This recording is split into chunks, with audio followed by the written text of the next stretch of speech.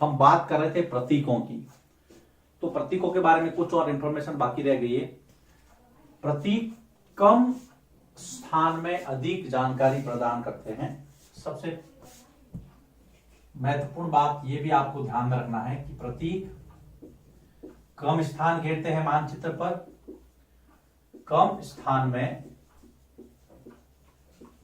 अधिक जानकारी प्रदान करते हैं। आपको कुछ लिखने की जरूरत नहीं होती है, सिर्फ उसको वहां पर रखना है। प्रतीक कम स्थान में अधिक जानकारी प्राप्त करवाते हैं या प्रदान करते हैं, कुछ भी लिख सकते हैं आप। उसके बाद में प्रतीकों की सहायता से जब आप प्रतीक सिंबल कहीं भी रखेंगे तो मानचित्र को आसानी से समझा और खींचा जा सकता है। प्रतीकों की सहायता से, प्रतीकों की सहायता से मानचित्र आसानी से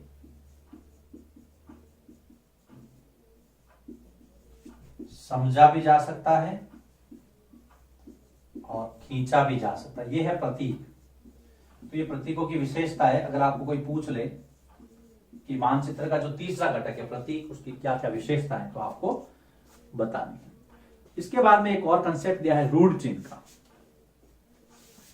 कई बार एग्जाम में आता है, सीधा सीधा प्रश्न पूछते हैं। रूढ़ चिन्ह बहुत सिंपल सा कंसेप्ट है।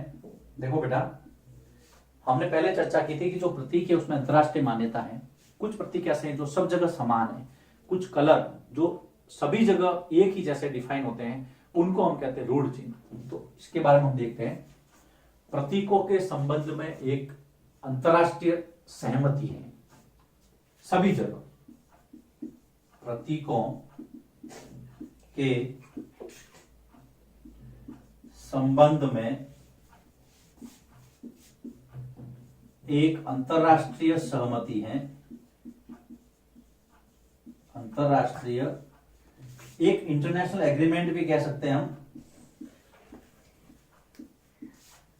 इंटरनेशनल एग्रीमेंट मतलब यहां पर जो प्रतीक यूज हो रहे हैं वो विश्व के जो भी मानचित्र है सब जगह वही यूज होंगे, और इसलिए इन्हें हम कहते हैं रूढ़ चिन्ह, जिन्हें रूढ़ चिन्ह कहा जाता है। अब कुछ कलर्स के बारे में हम समझते हैं कि कलर, जैसे वाटर बॉडी के लिए नीला रंग, तो नीला रंग आपको जल राशियों के लिए, सरोवर के लिए, समुद्र के लिए ये सब इस्तेमाल होगा। नीला रंग आपने बहुत सारे मैप देखे होंगे, उसमें जो ब्लू कलर होता है वो वाटर बॉडी के लिए यूज होता है। जो माउंटेन्स है, जो पर्वत है, उसके लिए भूरा रंग, भूरा रंग पर्वतों के लिए। पर्वत जो है वो भूरे रंग में दर्शाई देंगे आप। नीला रंग पठारों के लिए, नीला रंग जो है वो पठार के लिए, अगर कहीं पठार दर्शाना है तो, सॉरी नीला नहीं, पीला, नीला तो आ गया, पीला रंग।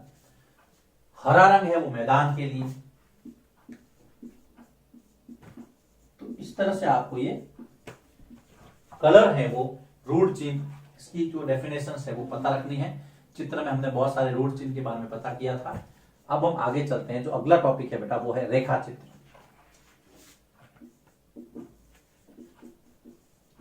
रेखा चित्र क्या है?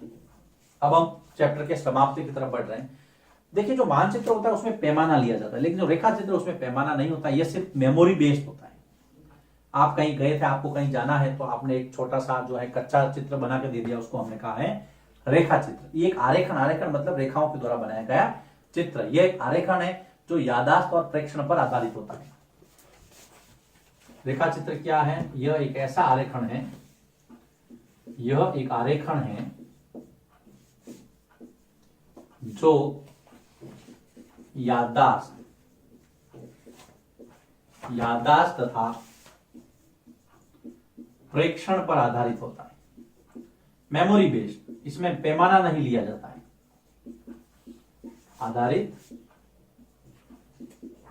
होता है, इसमें पैमाना नहीं लिया जाता है, याद रखना पैमाना नहीं होता है, स्केल, इसमें पैमाना नहीं लिया जाता है, इसलिए इसको कच्चा मानचित्र भी कहते हैं। पैमाना नहीं लिया जाता है, बिना पैमाना के आरेखण है, इसको कच्चा आरेख या रेखा चित्र मानचित्र भी कहते हैं। इसे कच्चा आरेख तथा रेखाओं वाला मानचित्र, पैमाने के बिना, तथा रेखा चित्र मानचित्र भी कहते हैं। तो ये आपको रेखा चित्र वाला जो टॉपिक है यहां पर ध्यान रखना है। जैसे मान लीजिए आप अपने फ्रेंड के घर पे गए, या आपका घर है ए बिंदु पर, बी बिंदु पर आपके फ्रेंड का घर है, तो आपको यहां से जैसे मान लीजिए आप इस दिशा में चले, फिर थोड़ा ऊपर चले उत्तर की दिशा में, फिर थोड़ा इस तरफ आए दक्षिण पश्चिम दक्षिण पूर्व के अंदर आए, उसके बाद में फिर आप और उत्तर की तरफ चले और फिर आप पूर्व की तरफ चले, इस तरह से। फिर आपने कुछ दिया कि आप जैसे यहां जाएंगे तो यहाँ एक मंदिर आएगा, फिर उसके आगे जाएंगे तो ये कुआं आएगा, फिर आगे जाएंगे तो यहाँ पे देखिए ये रेलवे लाइन आएगी, उसको आपको क्रॉस करना, इस तरह से। तो इसमें पैमाना नहीं लिया आपने, लेकिन आपको इसको कच्चा आरेखण बना के दिया, तो इसको हम कहेंगे ये है आपके रेखा चित्र। अब बात आती है अगले टॉपिक की, जिसको हम कहेंगे खाका। देखो बेटा, खाका क्या होता है, आप अपने घर का नक्शा बनाते हैं, कमरे का नक्शा बनाते हैं, तो उसमें क्या करते हैं कि दीवार की जो लंबाई चौड़ाई वो बहुत बड़े एक कागज पर, तो छोटा क्षेत्र है कोई भी, उसको बड़े पैमाने से खींचना है, तो वो जो चित्र है उसको हम कहेंगे खाका। कई बार हम शब्दों में इस्तेमाल करते हैं कि यार मैंने मेरे घर का जो नक्शा है उसका खाका बनाया, खाका तैयार किया, तो छोटा क्षेत्र था उसको बड़े पैमाने पर खींचा हमने, उसको हम कहेंगे खाका। कैसे है खाका? छोटे क्षेत्र का बड़े पैमाने पर खींचा गया रेखा चित्र, छोटे क्षेत्र का बड़े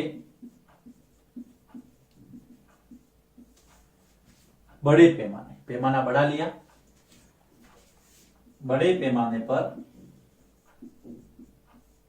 खींचा गया रेखा चित्र खाका कहलाता है। छोटा सा एग्जांपल, छोटी सी परिभाषा इसकी आपको याद रखना है। रेखा चित्र खाका कहलाता है। एग्जाम्पल के लिए जैसे कमरे की लंबाई चौड़ाई का खाका खींचना, कमरे की लंबाई चौड़ाई का खाका,